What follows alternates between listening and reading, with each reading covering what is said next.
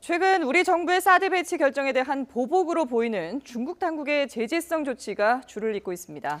이런 가운데 중국 정부가 안경을 쓴 사진을 제출할 경우 거의 예외 없이 비자 발급을 거부하고 있는 것으로 드러나 논란이 일고 있습니다. 네, 취재 기자 연결돼 있습니다. 조은지 기자.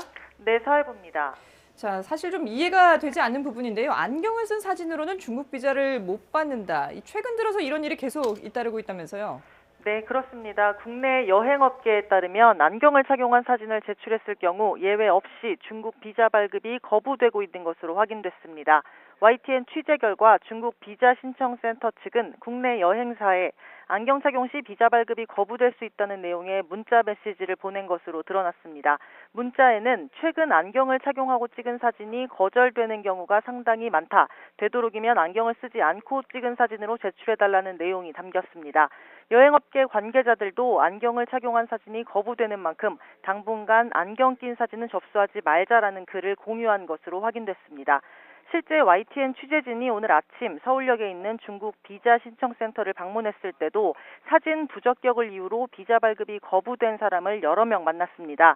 여행업계는 올해 1월 1일 이후 업체당 하루 5건 이상씩 중국 비자 발급이 거부되고 있다며 전체적으로 최대 500건은 될 거라며 추정했습니다.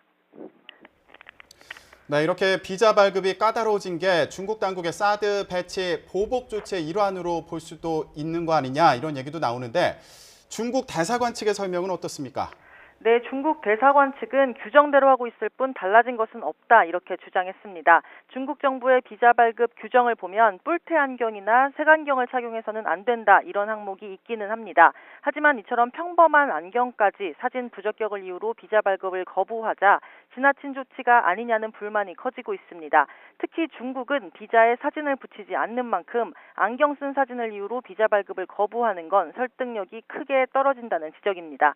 이러다 보니 사실상 사드 배치에 대한 보복 조치가 아니냐는 관측이 커지고 있는데요. 중국은 최근 한류 금지령을 포함해 한국 단체 여행 제한, 전세기 운항 불허 등 다양한 방식으로 우리나라에 보복성 제재를 가하고 있습니다. 지금까지 사회부에서 YTN 조은지입니다.